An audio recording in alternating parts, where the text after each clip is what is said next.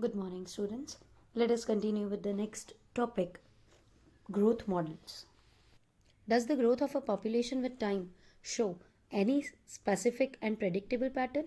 We have been concerned about unbridled human population growth and problems created by it in our country, and it is therefore natural for us to be curious if different animal population in nature behave the same way or they show some restraints on the growth.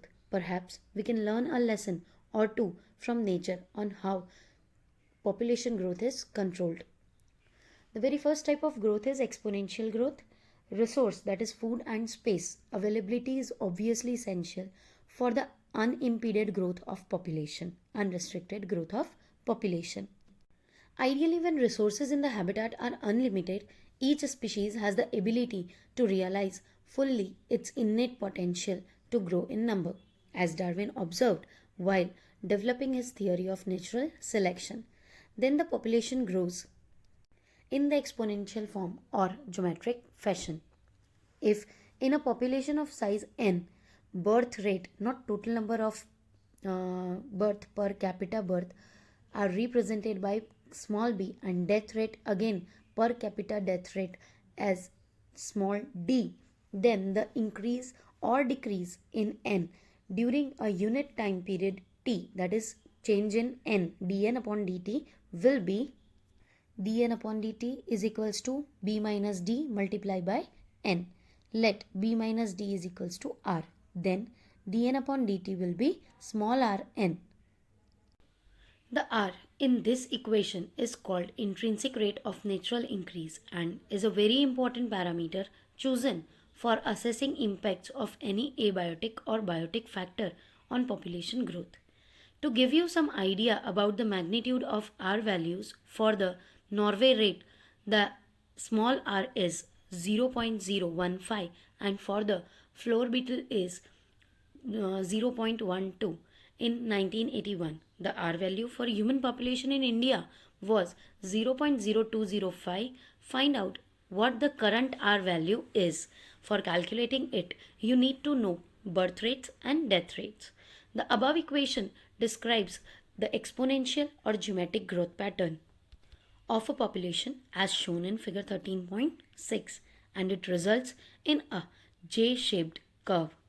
When we plot n in relation to time t, now if we are familiar with the basic calculus, we may derive the integral form of the exponential growth equation. N at t will be n to the base 0 e to the power r t, where nt is population density after time t, n0 is population density at time 0, r is intrinsic rate of natural increase, and e is the base of natural log, that's value is 2.71828. Let us see the graph. As we told that population density n is plotted versus time t, we can have a J-shaped curve for the exponential growth, that is shown with the pink line, but the blue line is the growth curve when the responses are limiting the growth. Plot is logistic. So first one, pink one, is the exponential growth, that is also known as J-shaped curve. We will study the logistic curve in the next topic. Any species growing exponentially under unlimited resource condition can reach enormous population densities in a short time. Darwin showed how even a slow growing animal like elephant could reach enormous number in the absence of checks. The following is an anecdote popularly narrated to demonstrate dramatically how fast a huge population could build up when growing exponentially. There is the king and the minister sat for a chess game. The king, confident of winning the game, was ready to accept any bet proposed by the minister. The minister humbly said that if he won, he wanted only some wheat grains, the quantity of which is to be calculated by placing on the chessboard 1 grain in square 1, then 2 in square 2, then 4 in square 3, and 8 in square 4, and so on, doubling each time the previous quantity of wheat on the next square until all the 64 squares were filled. The king accepted the seemingly silly bet and started the game. But unluckily for him, the minister won. The king felt that fulfilling the minister's bet was so easy. He started with a single grain on the first square and proceeded to fill the other squares following the minister's suggested procedure.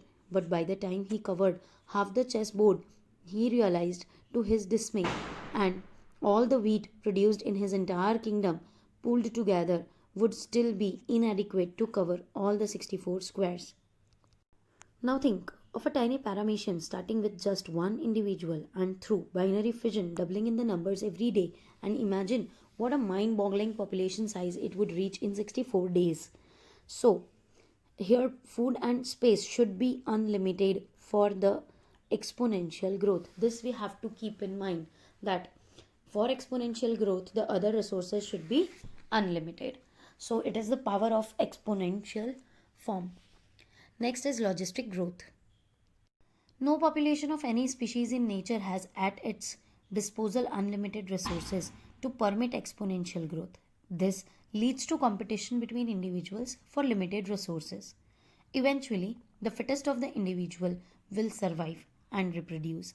The government of many countries have also realized this fact and introduced various restraints with a view to limit human population growth. In nature, a given habitat has enough resources to support a maximum possible number beyond which no further growth is possible. Let us call this limit as nature's carrying capacity K for that species in that habitat. A population growing in a habitat with limited resources should initially show a lag phase followed by the phases of acceleration and deceleration, and finally an asymptote when the population density reaches the carrying capacity. A plot of n in relation to time t results in a sigmoid curve. This type of population growth is called Verhulst-Paul logistic growth, described in figure 13.6. Let's see the figure 13.6. The blue line shows the growth curve, that is logistic, when the K is the carrying capacity. We can see S-shaped curve known as sigmoid curve when we have the equation dn upon dt is equals to Rn bracket k minus n upon k. Here n is the population density at time t, R is the intrinsic rate of natural increase, k is carrying capacity.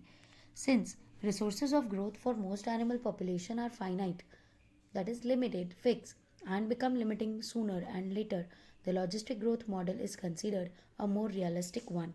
Gather from government census data the population figures for India for the last 100 years, plot them and check which growth pattern is there. Next is life history and variation. Population evolved to maximize their reproductive fitness, also called Darwinian fitness, higher R value in the habitat in which they live. Under a particular set of selection pressures, organisms evolve towards the most efficient reproductive strategy. Some organisms breed only once in their lifetime. Example Pacific salmon fish, bamboo, while others breed many times during their lifetime, most birds and mammals. Some produce a large number of small sized offspring, example oyster and pelagic fish, while others produce small number of large size offspring like birds and mammals. So question arises, which is desirable for maximizing fitness? Ecologists suggest that life history traits of organisms have evolved a relation to the constraints imposed by the abiotic and biotic components of that particular habitat in which they are living. Evolution of life history traits in different species is currently an important area of research being conducted by ecologists.